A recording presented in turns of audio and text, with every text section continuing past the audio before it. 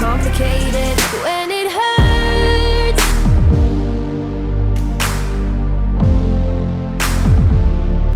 Oke, halo semua, sampai lagi kita di MotoGP Karir untuk episode ke-14. Dan hari ini untuk pengembangan kita udah selesai di bagian frame, udah 100%, dan di engine tinggal satu lagi. Tapi ini udah bisa kita bilang ini udah sempurna banget buat pengembangan dari motor yang kita pakai saat ini, yaitu motor NSF 250 dari tim Zik 58. Tambah lagi hari ini kita udah memasuki seri San Marino, yang berarti kita bakalan tambah semangat lagi untuk bisa menang, karena Misano merupakan suatu sirkuit yang emang gue rasa paling klop banget sama gaya balap dari si Asep Surasep kali ini. Kalau gitu saatnya kita turun ke track, kita bakal coba untuk latihan sekaligus kualifikasi untuk seri Misano World Circuit Marco Simoncelli. Oke, here we go. Nah, hari ini ada penambahan baru di Misano, entah karena gue yang kudet aja atau gimana, tapi hari ini ada gedung baru lagi ini nih. Itu gedung baru tuh gimana sih soalnya? Waktu gue main di MotoGP 20 itu belum ada gedung kayak gitu, atau emang mungkin itu masih baru banget, makanya gue sendiri baru ngeliat gedung tersebut saat ini di seri Misano untuk kelas Moto3. Oke, hari ini semoga saja kita bisa untuk ngedeketin lap time dari Pedro Acosta saat John McPhee, dimana hari ini John McPhee kayaknya bakal bisa untuk tampil bagus lagi, karena kemarin di seri Aragon dan juga seri Silverstone dia benar-benar tampil kuat banget bersama dengan Darvino juga yang lainnya. Dua tikungan terakhir saatnya kita bergembira, karena kita di dua sektor belakangan udah bisa untuk memangkas lap time dari Acosta. Dan kali ini menuju garis finish, sesi kedua selesai, kita meraih posisi ke berapa kali, dan ternyata posisi akhirnya Asep berhasil menggeser Acosta, yang tadi Acosta sempat menjadi pole yang bisa kita geser dengan Surasep bersama Zik 58. Ini kayaknya gara-gara kita udah bisa ngembangin seluruh part yang ada di motor kita. Bahkan kita juga hari ini memang ngerasa klop banget sama Misano. Dari seri game MotoGP kita memang paling ngerasa klop sama Misano dari seri manapun. Pokoknya Misano emang the best banget buat kita untuk semakin ngegeber, semakin bisa menjadi juara di sini. Semoga aja besok di seri-serinya kita bisa untuk meraih kemenangan dan gak sampai kalah sama John McPhee serta Acosta. Ya, hari ini mereka berdua bakalan start tepat di sebelah kanan kita, cuy. Dan hari ini di Misano untuk sesi race-nya pada hari Minggu ternyata cuacanya cloudy atau mendung dan gak bakal berpotensi hujan, karena masih ini nggak ada fitur dynamic weather kayak di F1. Dan ini pun benar-benar luar biasa, kita juga harus hati-hati karena meskipun suhunya rendah, kita nggak boleh terlalu mandang enteng kan. Meskipun kita pakai medium, semoga nanti di akhir lap kita masih bisa memiliki saban agar terus bertahan, supaya bisa untuk bertahan duel dengan rival yang sekarang bakal nanti serius dong, ini kita lagi sesi warming up loh cuy, malah crash. Ya elah, semoga aja motor kita nggak sampai kena damage critical. Soalnya biasa kalau di seri game sebelumnya itu kalau kita crash di sesi warming up lap, itu biasanya di sesi race-nya ketika udah start atau kembali ke starting grid, itu motor kita biasa udah rusak cuy. Kadang juga kita harus mengakhiri balapan ketika lampu merah barusan aja dipadamin. Ya udah, kalau gitu saatnya bersiap untuk Moto3 terpanjang untuk GP San Marino kali ini. Oke, semangat. All the riders have taken their places on the starting grid. Riders are deep in concentration with just a few seconds to go until this San Marino Grand Prix begins. Kali ini saatnya Surasep harus bisa menangi GP Misano Round 14 and on the way. Seri Misano, kali ini Acosta berusaha mengambil alih posisi pertama dari Surasep, dan nampaknya Surasep gagal bertahan dari serangan Acosta hingga sekarang John McPhee di belakang yang bersiap-siap untuk mengambil alih. Tapi kita harus bisa fight back lagi, dan bagus sekali akhirnya John McPhee melebar. Kita berhasil bertahan dari serangan John McPhee. Tadi sekarang kita udah bisa untuk kembali mengejar Acosta demi posisi pertama di sektor kedua awal di Misano World Circuit Marco Simoncelli lap pertama saat ini. Sementara Tatsuki Suzuki, rekan tim kita itu Suzuki di belakang, sementara masih mengisi podium 3. Oke, mencoba slip trim dari si kiri, kita ambil alih dari Acosta di entry corner. Til 8 kita light braking kembali, nampaknya Surasep bakal melebar. Kita terlalu light braking tadi, sering kecolongan juga kita gagal light braking, makanya kita harus overtake kembali oleh si Acosta. Tapi kali ini tepatnya menjelang tikungan ke-9, kita bakal ambil alih posisi pertama dari Acosta. Bisakah Surasep bertahan dari Acosta? Kembali Acosta, kita fight back dari si Terdal, tulisannya kemana di bar. Kembali Acosta mengejar Surasep, akhirnya bisa mengisi posisi pertama saat ini. Leads the way menuju high speed corner sektor ketiga. Nampaknya Acosta kembali memfight back Surasep dari si kanan. Ini sayang sekali kita nggak bisa untuk bertahan dari serangan Acosta. Lap pertama kita hajar kembali Acosta, tapi sayangnya kita melebar lagi. Oke, kita fokus ke fighting. Akhirnya Surasep berhasil menjalin the way hingga sekarang di final sektor. Kembali Acosta menghajar kita, namanya Acosta kena imbasnya. Hingga akhirnya Acosta harus tercecer turun ke urutan ke-8 hingga saat ini di final sektor. Akhirnya kembali lagi Tatsuki Suzuki kan tim kita di ring ke-8. Dia mengejar kencang sekali. Suzuki mencoba zip dari belakang. Kembali kita berduel side by side di first corner lap kedua. Akankah Surasep bisa memfight back lagi rekan timnya yaitu Tatsuki Suzuki? Andrea Minyo kembali di belakang yang berusaha juga menghajar Surasep agar Surasep gagal untuk finish di posisi pertama di GP San Marino Misano kali ini. Nah, hari ini ternyata musuh utama kita yaitu Mazia hanya bisa untuk berada di P8, yang berarti hari ini meskipun kita hanya bisa finish di posisi kedua itu nggak apa-apa cuy. Soalnya kan musuh utama kita Mazia hanya bisa untuk berada di luar dari 5 besar. Jadi makanya kita nggak terlalu nge-push. Yang penting kita udah bisa podium aja udah mendingan sih. Tapi yang pasti kalau kita udah bisa ngetin sama Tatsuki Suzuki, kita bakal bisa overtaking dan kita gak bakal menyanyiakan pole kita di kualifikasi kemarin. Kita biarin aja kepada Tatsuki Suzuki sekalipun rekan tim kita di sini. Oke, sektor ketiga, exit corner tikungan ke-10. Saatnya Surasep fokus lagi untuk bisa mengalahkan Tatsuki Suzuki di high speed corner di depan. Di lap kedua kita overtaking Suzuki dari si kiri, kembali berjuang di high speed corner. Akhirnya berhasil, Surasep berhasil mengovertaking Suzuki di sektor 3 menjelang kembali nampaknya sampai jalur. Sayang sekali hingga sekarang Andrea Minyo, Suzuki dan juga John McPhee berhasil merangsek ke baris depan. Kita bakal kembali Suzuki dan akhirnya Surasep kembali mengejar di sektor keempat di final sektor. 2 tikungan terakhir bilang, alah magnetic limit, astaga. Saya sekali kita terlalu ambisi dari overtaking si Suzuki, makanya kita sampai kena attack limit. Tapi kali ini nggak boleh biarin itu terjadi karena kita bisa tuh kembali mengejar Suzuki di lap ketiga.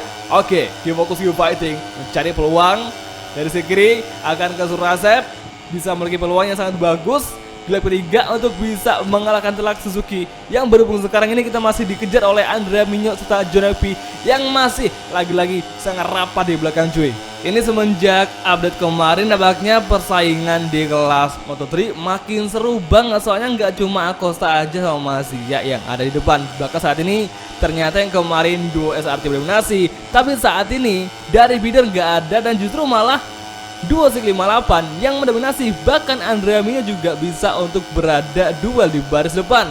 Ini benar-benar seru banget setelah update, makanya kita harus bisa update terus supaya nanti kita memiliki pesaing-pesaing baru dan gak cuma itu aja. Bahkan tadi kita memiliki suatu insiden sama Acosta di mana Acosta mental cuy sampai terbang gara-gara ada Acosta sama Surasep. Tadi kita sempat memfight back Acosta hingga akhirnya Acosta harus mental sampai keluar track cuy.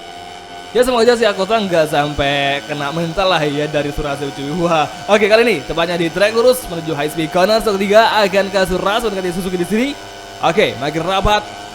Kali ini saatnya fokus mencari peluang dari sisi kanan. Bisakah ada peluang dari Surasep atau malah justru sebaliknya Suzuki yang bakal terus berdominasi? Kita malah melebar, sayang sekali kita melebar. Kecolongan lagi, Surasep terlalu berambisi untuk bisa mengejar Suzuki di final sektor saat ini.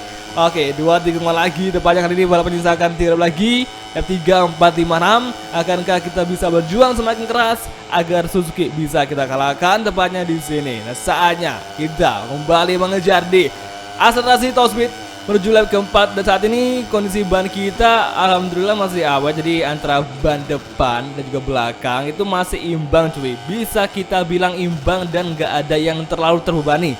Kayak kemarin di GP Aragon kita benar-benar sampai kehabisan ban, padahal kita udah pakai kompor medium hard, itu benar-benar nggak berfungsi sama sekali, dimana kita hanya bisa untuk finish di posisi kelima di depan dari Sergio Garcia. Tapi wajar karena kemarin kita hanya bisa untuk start dari urutan kedua dari belakang ke posisi ke-28, makanya kita nggak bisa untuk berada di row terdepan cuy. Oke, saatnya mengejar Tatsuki Suzuki. Akankah kita di sektor kedua menjelang sektor ketiga akan ada peluang untuk mengovertake Suzuki, di mana hari ini kita udah sangat muak untuk berada di posisi kedua dari belakang ke tim kita. Kembali mengejar, mencari peluang, kita overtaking Dan akhirnya ada celah kita overtake kembali. Akhirnya bagus sekali kembali Surasep. Tapi ini kok malah nyangkut sih? Ini nggak bisa digerakin cuy. Tadi itu motornya seakan-akan nyangkut dan nggak bisa untuk terlepasin dari Tatsuki Suzuki. Kayak gancet gitu kan. Astaga, tapi kali ini udah normal lagi sih. Oke, high speed corner lap keempat. Sektor ketiga akankah Suzuki bisa kita ikuti lagi? Karena sekarang kita udah makin gak sabar, makin gak betah untuk berada di belakang dan diasapi sama Tatsuki Suzuki atau tim kita yang ada di tim SIG 58. Sementara itu kali ini di belakang masih ada masih ya. Tiba-tiba dia langsung merangsak ke urutan keempat cuy. Luar biasa ya. Nah kali ini Junapi di urutan ketiga dan Andrea Minyo hanya bisa untuk berada di P6 sementara waktu Akoba dan juga Yamanaka di posisi 5 dan ke-6. Oke, lap kelima. 2 lap lagi. Duel kita Tatsuki Suzuki, akankah kita bisa mengalahkan rekan kita di sini atau melaju terus sebaliknya karena kita hari ini benar-benar tampil ingin superior banget tuh bisa ngalahin rekan kita di sini. Ditambah lagi hari ini kita lagi balapan di kandangnya tim dari SIG 58 yaitu Simon Selly, maksudnya ayahnya. Makanya hari ini Tatsuki Suzuki juga ingin tampil superior supaya kita bisa memberikan suatu kayak penghargaan aja kepada almarhum Marco Simoncelli. Oke, semoga aja duo SIG 58 gak sampai kelempar dari podium karena kita harus bisa untuk memberikan suatu kebanggaan kepada tim SIG 58 di sirkuit Marco Simoncelli Misano. Nah, kali ini Tatsuki Suzuki udah mulai bisa terapati dan saatnya kita fokus mencoba mencari peluang dan semoga kondisi ban kita masih bisa bertahan hingga nanti di lap gen atau lap Moto3 Misano San Marino kali ini. Oke, Tatsuki Suzuki bakal kita coba slipstream dan akhirnya kita semakin rabar. Kali ini kita overtaking Tatsuki Suzuki side by side di track lurus. Akhirnya Surasep berhasil lead the way di lap kelima menjelang high speed corner kembali. Surasep dikejar oleh Tatsuki Suzuki. Akankah di satu kali ini kita bisa bertahan di serangan dengan kita yaitu Tatsuki Suzuki kembali. Suzuki mau fight back Surasep di sektor ketiga. Kita malah mental lagi. Astaga, kita hampir crash. Untungnya Surasep berhasil save tadi agar nggak crash di samping dari Tatsuki Suzuki dan masih ya berada di belakang kita di posisi ketiga kembali berduel side by side dengan Tatsuki Suzuki. Akankah Surasep bisa mengalahkan rekan timnya di sini? Kembali berduel side by side di lap ke-6 awal sektor pertama. Kita foto kembali Suzuki dan akhirnya kita blokir langsung. Bagus sekali Surasep kembali lead the way di tiga kedua cukup melebar kembali. Surasep di 5 nampaknya masih ya merangsang cepat sekali. Masih ya KTM Suzuki menjadi musuhnya di sini kembali berjuang mengambil alih, tapi sayangnya Suzuki mendefense laju kita hingga akhirnya kita berhasil mengambil alih posisi pertama lagi. Kembali di fight back oleh Suzuki bertahan di sektor kedua akan ke Surasep, tapi sayang kembali Suzuki mengambil alih posisi pertama. Perjuangan kita belum selesai, kembali bertahan dari serangan Suzuki serta Masih ya mengejar. Sepertinya Suzuki gagal bertahan, akhirnya Masih ya mengambil alih posisi Suzuki. Oke, itu ke-8 kita blokir langsung dan akhirnya bagus sekali kita berhasil mempertahankan posisi pertama dengan sangat mudah sekali hingga akhirnya Masih ya kembali mengejar, mencoba merangsek mencari peluang dari Surasep. Akankah Surasep bertahan di awal mula sektor ketiga? Oke, keep calm, keep fokus, keep fighting. Semoga aja Masih ya nggak sampai bisa nyentuh bagian belakang dan akhirnya kita harus bisa semakin ngepush lagi, makin ngepush, tapi Masih ya masih rapat Andrea Minyo dan akhirnya Tatsuki Suzuki gagal bertahan di podium cuy. Sayang sekali tim kita gagal bertahan dan saatnya di high speed corner pertarungan akhir kita bertahan dari serangan Masih ya Minyo. Oke, final sektor. Semoga saja kita nggak sampai crash dan tinggal beberapa tikungan lagi, 1, 2, 3 tikungan lagi. Akankah kita bisa memenangi GP Misano dari kejaran Masih ya? Final sektor 2 tikungan terakhir akhirnya warning track limit dan di tikungan terakhir akhirnya Masih ya berhasil kita kalahkan dan akhirnya Surasep berhasil memenangi balapan Moto3 untuk MotoGP Misano. Wasikit Marco Simoncelli dan akhirnya luar biasa ngeblank lagi, bug masih terjadi, tapi akhirnya kita hari ini berhasil untuk terus mengamankan pole di sesi kedua dan akhirnya kali ini Masih ya luar biasa. Masih ya tadi gue kira si Masih ya nggak bakal bisa masuk ke podium, ternyata si Masih ya bisa langsung tembus ke posisi kedua ngalahin Minyo sama si Tatsuki Suzuki. Bayangin aja, Asep aja yang dari tadi duel dia masih gini-gini aja. Bahkan kita finish pun dengan gap yang selisihnya cuma 0,1 aja dari Masia cuy. Bayangin cuy, bener ini menjadi race paling berdebar banget, paling seru banget di GP San Marino kali ini, luar biasa. Dan yang paling sedih adalah si Acosta sempat ada kontak dan mental gara-gara ada kontak sama Saraswing, hingga akhirnya si Acosta hanya bisa untuk finish di urutan ke-9 aja cuy. Ini benar-benar menjadi hari yang paling mengerikan bagi Acosta di sini.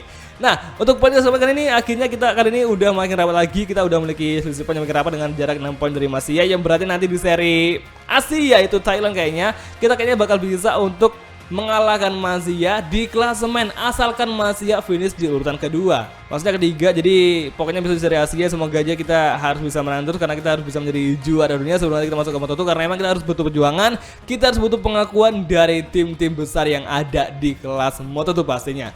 Jadi oke semua, kalau gitu kita langsung aja untuk mengakhiri video kali ini dan kita bakal ketemu lagi, pamitan dan bakal nanti ketemu lagi di next video di seri Asia. Kalau gitu thank you nonton dan oke, bye, ciao.